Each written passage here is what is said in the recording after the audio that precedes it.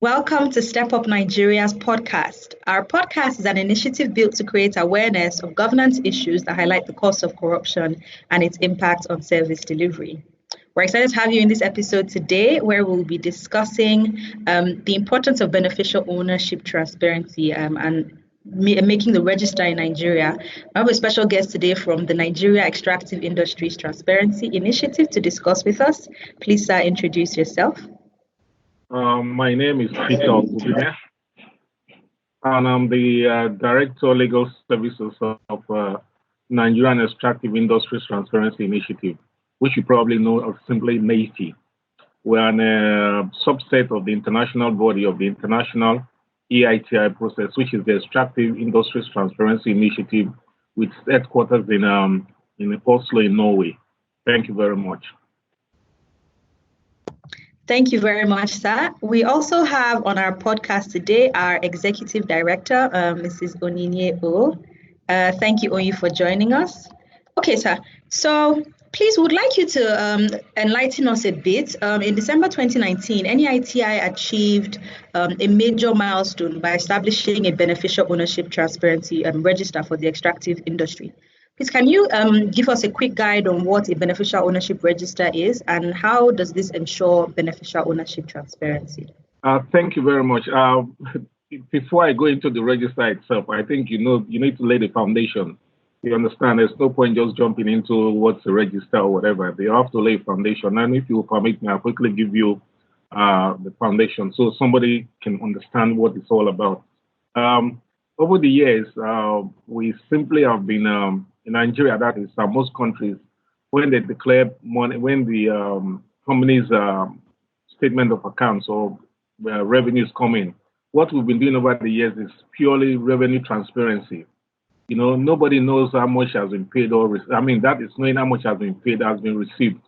But in 2012, EITI decided that they felt the need for the revenue transparency, which is simply money paid by companies as against money received by government. So you reconcile both to come out at the actual situation of extractive revenues in the country.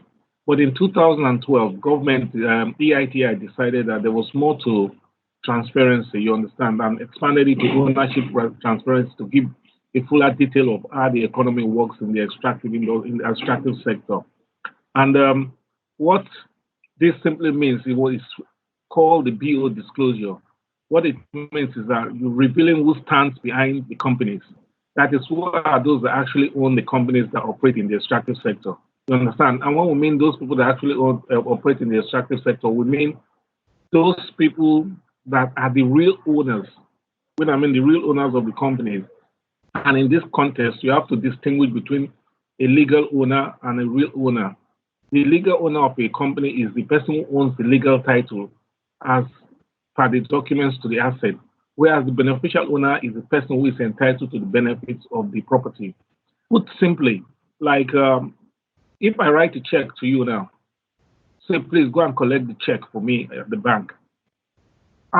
You have the legal title to that money the minute you collect it. But the money belongs to me. You bring the money back to me, so I'm the one that actually owns the money. So sometimes those names you see at the Corporate Affairs Commission as owners of an asset in the extractive sector, they might not be the actual people who control that company. I mean, this analogy of the bank check is simple enough. I give you a check, you go there, you collect the money, and you bring it back to me. So I am the owner of that money, just as some people are the owners of the extractive assets without you saying their names in the Corporate Affairs Registry. So we really need to distinguish between legal owner and beneficial owner. What we are interested in is not the legal ownership. I mean, if you go through OPL 245, the controversial Malibu OPL, you won't see Danny Tete's name there. And you can quote me on this one, so because it's open secret. You won't see Danny Tete's name there anywhere. But when it was traced back, the beneficial owner, we found out that it was Danny Tete that owns Malibu, the company. So that's what beneficial ownership is really about. You know, so in 2012, EITI came up. EITI is the Extractive Industry Transparency Initiative. They came up and said, listen, all countries operating under the EITI to declare a beneficial ownership register by the year 2019, at the end of December 2019. And according to them, in declaring a beneficial ownership, we should establish a register to maintain a publicly available register of be owners of all corporate entities that apply for or hold a participating interest in an exploration or production of oil and gas, mining license or contract, including the identity of their beneficial ownership, the level of ownership, and details about how ownership or control is exerted. So in 2012, EITI came out with this rule, and we had a pilot scheme. Out of the 53 countries in the EITI, Nigeria was one of those involved in the pilot scheme. You know, we came out with our first disclosure in 2013, but it was only in 2019 that we established a register in oil and gas only, and in mining. And we explained why I emphasized oil and gas and mining, because the federal government, in its open partnership commitment in 2017, if you remember precisely, in 2017, Mr. President Buhari went to England on the anti-corruption summit when the then Prime Minister of UK, James Cameron, came and said that Nigeria was fantastically corrupt. If you understand, if you remember that, it was very big news then that Nigeria was fantastically corrupt. In that summit, Mr. President made another commitment, which is the open partnership commitment, that all companies, now please listen, all companies operating in Nigeria must declare their beneficial owners. The EITI obligation is only companies in the extractive sector that should declare their beneficial ownership. But Mr. President's commitment at the Open Partnership Summit was that all companies should declare their beneficial ownership. So what you see that was launched on December 12, 2019 by EITI, by NEITI, was the register for only companies operating in the extractive sector. There's need to understand it, because another register will eventually be made for all companies operating in Nigeria.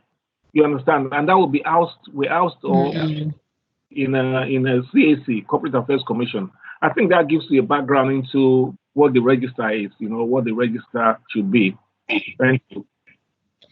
Thank you very much, sir, for that big explanation. I think you'll be very clear for anyone who listens because of the examples that you've also given. So thank you for that. So, sir, can you also let us know, particularly in the extractive industry, how does this then ensure beneficial ownership transparency? Having that list, how does this ensure transparency? First of all, for the oil industry, you and I as Nigerians want to know at any time who owns our extractive assets. It remains 75% of our foreign earnings comes from oil and gas. You understand? And if somebody is going to be playing around with your common patrimony, which is what you and I own as citizens of Nigeria, we must know who is controlling it. You understand? We must know who is controlling it. So beneficial ownership will actually tell you who controls our assets and how they got it. It will improve the investment climate. Let me say this now. If you're a foreigner, you want to come and invest in this country, and no matter how much money you pay to obtain a license, that your minister, after paying so much amount of money, there's quite a lot of money to be paid if you want to obtain a petroleum license. And the money is lost. You don't get the money back if you don't win the license. You understand? So are you going to invest in a country where you know that after making all those applications, the Minister of Petroleum is going to acquire that license? And then secondly, we're interested in it because it will reduce reputational risk. You understand? Nigeria's reputation now is at its lowest level over the years, not just today. Over the years, because nobody trusts our reputation. They say, if you go and invest in Nigeria, we know you won't get anything because somebody will come and influence it and take. So our reputation is at risk here. And of course, we are interested in it too because NEITI was interested, or EITI is interested in it because of the all-round, what's it called, is that it will prevent corruption and illicit financial flows. You understand? Because we know the calculations that are coming from any oil well that you get. We will know how you got the money, and we will know that anybody that's taking money from this country and they say it's some oil and gas, we know the person that owns it. And so we know the person that owns it and everything. So you cannot now just ordinarily. I can tell you stories, but this is a podcast, you understand. But let me not go into stories because there's so many times that working with the EFCC or with the NFIU, that once or twice we've had the opportunity to know that somebody who was not actually involved in the bidding rounds or whatever, who doesn't have a license or officially was able to get some money out of the country, saying that he owns that he's through oil business. Those are the kind of things the beneficial ownership will stop. Illicit financial flows.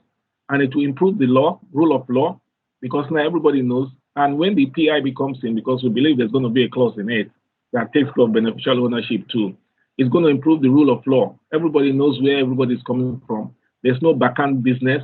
Everybody adheres to the law, and everybody does it because it's been declared. Once it comes out in the Corporate Affairs Commission too, which is now backed by law, you understand? Because even the companies that report in the EIT, in the NEITI register, will also report in the Corporate Affairs Register. So you understand? And Corporate Affairs Register is obligation. EITIO now is under discretionary, but because NEITI has some influence, everybody is reporting it. But when it comes solid law under the Corporate Affairs Commission, it will improve the rule of law. You understand? So, and that's another benefit of having the transparency. And then finally, it increases trust and accountability. This is all tied into the investment climate. If you know somebody is the owner of the well, and it's actually the owner, not the legal owner, but the beneficial owner, the chances that your trust and accountability will be enhanced. You understand? So you can, some of these things you can easily get on our website. You understand? So I'm not talking in abstract. You understand? So those are the reasons, of a few of the reasons why we are really interested in the beneficial ownership declaration. That is NEITI and Nigeria. When I say about NEITI here, please, NEITI is the representative of Nigeria in the EITI. So in other words, NEITI is synonymous to Nigeria. So when I say NEITI, please break it down to Nigeria, you understand? Because our commitment under the EITI is Nigeria's commitment under the EITI. So all these benefits are not only to benefits to NEITI, benefits to Nigeria and to you and I as citizens of Nigeria. Thank you very much. So Mr. Peter is giving us a really robust idea around the register, the importance, and how it helps transparency. So breaking it down to the average Nigerian business, the CAC, like he has mentioned, is establishing their register of all businesses in Nigeria. So how do you think this register would help to fight corruption in Nigeria? Thank you, Farami, and thank you, Mr. Peter, for your enlightening insights, because he's really covered many things. But more generally, I think the beneficial ownership transparency is very important. Prior to the campaign for beneficial ownership transparency around the world, anonymous, the issue of anonymous companies has been an issue. The secrecy around the real owners of companies has really been a key challenge. So it's been a key challenge around, for example, investigating money laundering cases, both in Nigeria and abroad. And the potential, the beneficial ownership transparency, particularly with the establishment of the registers, the public registers that would help us to identify beneficial owners. This would help make it harder for shell companies to operate. One of the key ways that corruption occurs, as we know, is when people, it's money laundering, particularly international money laundering, abroad into places like the Seychelles or British Virgin Islands and those safe havens. And it's really been very challenging for law enforcement officials to track stolen wealth or to investigate money laundering cases. So what the public register does, and beneficial ownership transparency as a whole, what is going to do, the potential is that it will make it harder for shell companies to operate.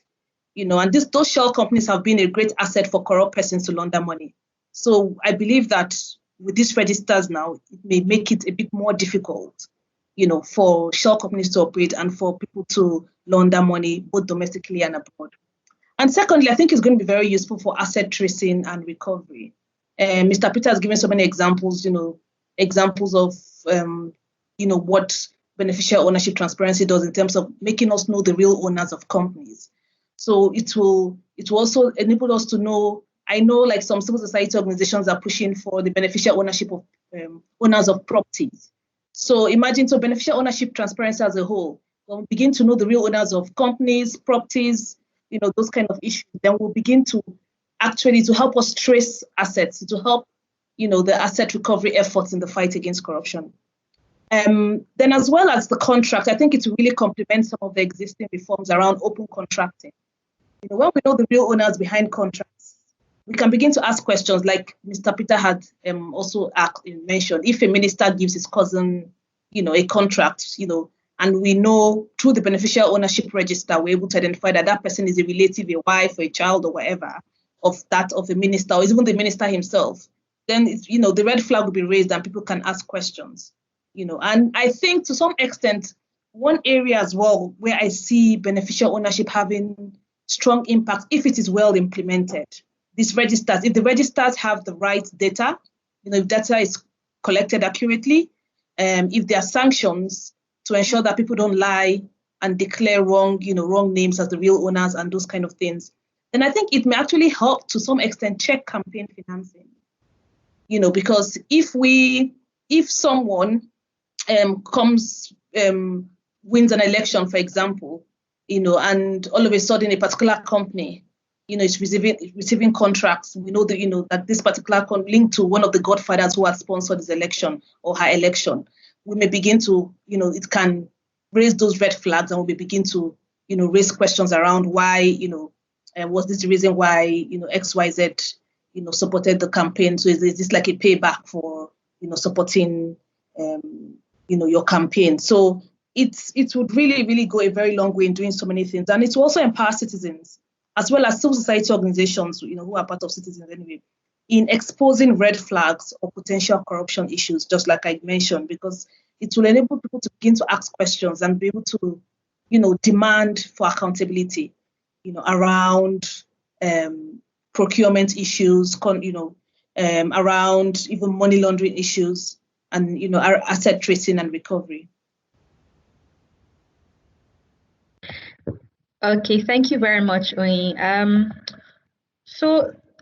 Just Oyi, because you mentioned it, please can you just continue and speak about, so what roles do you think CSOs can play in contributing towards an effective use of beneficial ownership transparency?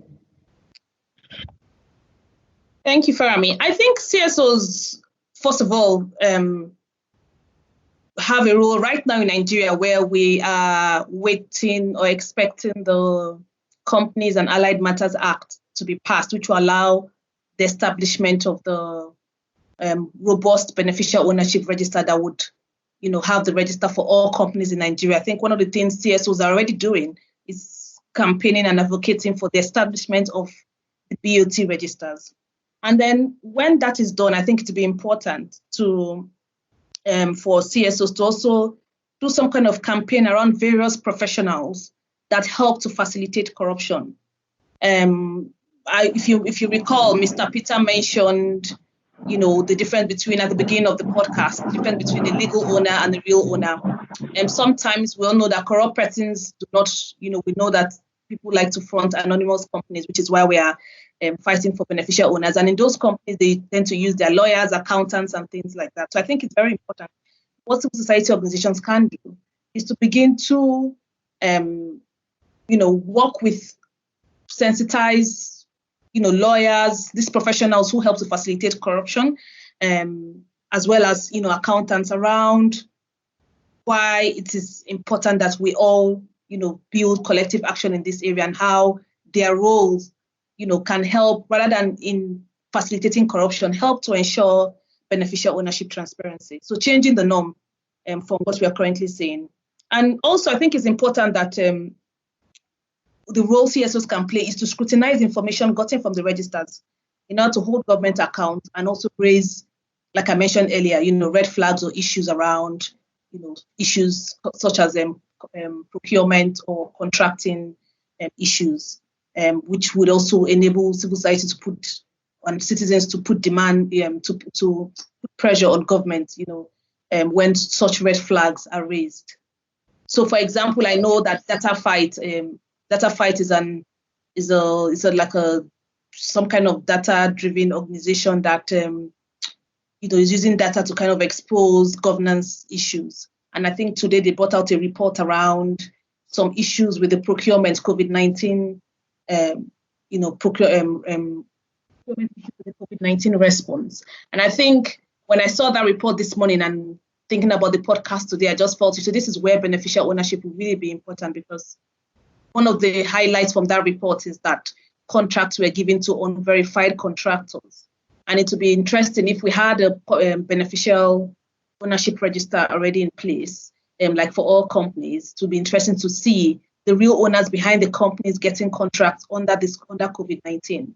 And I think that would really be beneficial to citizens, and people can hold, if there are any red flags, people can put pressure and demand, for changes to those practices. Thank you very much, Oyi. So, Mr. Peter, I'll move back to you quickly. So I'd like to start again, just following up from the same question. How can civil society help to advance the cause of BOT in Nigeria, both in the extractive industry and in just regular businesses as well? Thank you very much. I think Oyiye has said a lot, but I think there's something that is imperative I should mention here, which he has already mentioned, but in passing. Beneficial ownership now, like I said, is probably for just extractive sector, and the wider one will come under Corporate Affairs Commission. But like you said, properties will probably come to properties too, because if you notice, there's a lot of empty buildings in Abuja, a lot of empty mansions, in fact, and you wonder how can you build a house and leave it empty for years? Obviously, there's something wrong, and we know one of the civil society organizations, NEITI, is actually looking into beneficial ownership of properties in Abuja, first of all. And secondly, and most importantly, if you listen to the news that sometime when the COVID started, the federal government, under the Minister of Finance budget planning, apparently is the starter of the beneficial ownership register in Nigeria. She was the executive secretary of NEITI. And when she was executive secretary of NEITI, 2010 to 2016, that we started this beneficial ownership pilot scheme and beneficial ownership reporting. She has been able to carry it into contracting. At the beginning of this COVID period of the pandemic, she announced that all federal government contracts to be paid from federal government budget, the contractors must all declare their beneficial ownership.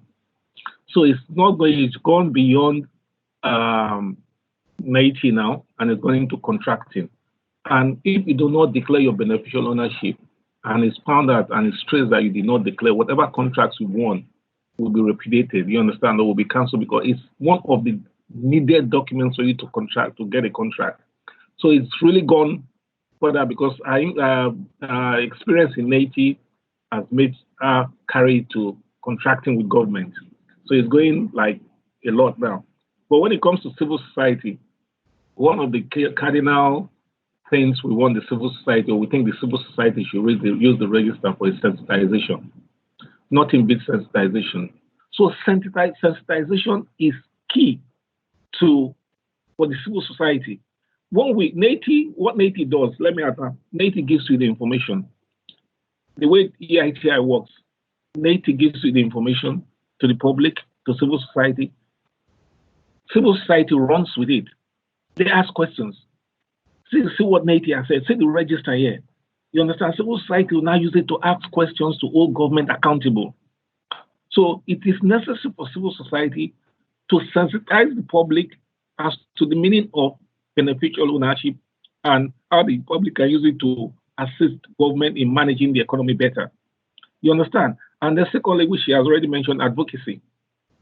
We need enabling laws to make it compulsory for people to declare beneficial ownership. Obviously, if a Corporate Affairs Commission comes in, the Act comes in and repeal and a new Corporate Affairs Commission, Corporate Affairs Act comes into existence, then you have the obligatory aspect of it there. But we need to sensitize not sensitize advocacy, especially with the legislators and anybody that we can carry the message to. You understand? And like he says, I think also what's it called? It's to use, and when civil society has this information, they must run with it to hold government accountable. And then, of course, ultimately, civil society should use it to fight corruption. You understand? They should use it to fight corruption. But a lot of the work that has to be done in the register is to do with civil society.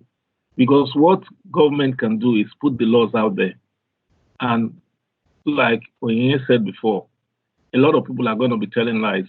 I can tell you already there's a lot of resistance when it comes to the enactment of the Corporate Affairs Commission Act. You understand? They see the what's it called now? The Corporate and Allied Matters Act. Because as much as people are building up structures, people are busy destroying the structures. As we are trying to establish beneficial ownership register, there are people who are working against it. So that's where civil society really has to come in and shout out and be calling names or be calling things and say, listen, we must have this because see, this Danetites thing is something that if we have had, it will never dare to do that. You understand? And see how much money we have lost and everything. So a lot, like I said, ultimately I said, it's the civil society that will drive it after the register is established. They're the ones that will look into it because whether you like it or not, a lot of people are going to be telling lies. And that's something you must discuss extensively, the drawbacks or the challenges of establishing the register, because there are challenges. You understand the challenges, one of the major challenges now you mentioned in passing, simply how do you authenticate the information? Because the information is going to be filled in by the companies themselves. When you go to establish a company in the register in a corporate affairs, you fill the information. You understand? So how do you now authenticate that the man I said is the beneficial owner is actually the beneficial owner? So please, that's just one or two of my points or whatever. You understand? Thank you very much. Thank you very much, sir. Oyem Sapita, do you have any final comments or final recommendations? Like Onyinye said, there must be sanctions. And those sanctions might deter, because if you lie about, like one of the things we recommended, that if you lie and you're caught, you lose your license. So if you spend about $50 million on a license and you lie, and we find it out, and you lose you probably tell the truth. And then, like I was saying, there's need for us to safeguard the beneficial owners in the register. Those are one of the challenges. Like I now know that my uncle has that amount of money. How do I now, if I'm a dubious person, how do I now say, okay, let's go and get hold of him and keep him in my house? I don't want to use that word.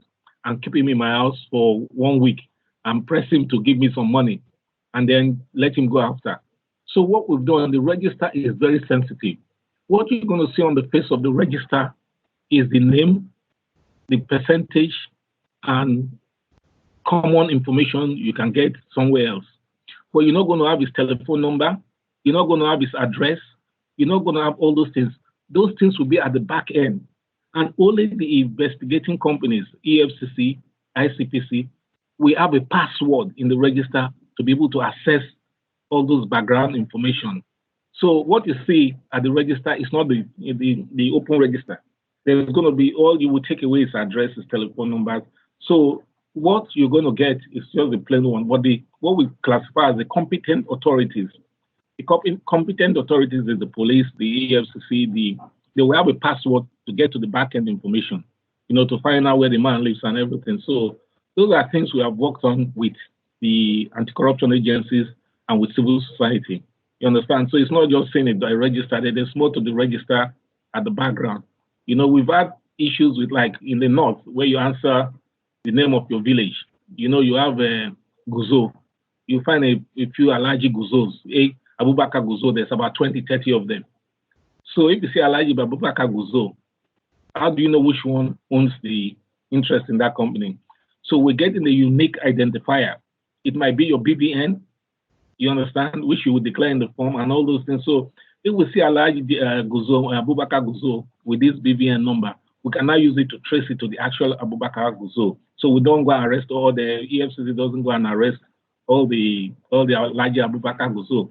And going back to what Ian said, we've had sensitization with the lawyers. I took that. I came to Lagos, and in fact, it was very impressive. Not that I was impressive, but the turnout was very impressive. And I spoke to about 200-300 lawyers on this thing, on this sensitization. You know, she said they're talking to associations and things. It's just this COVID. If no, we will have gone to NUJ.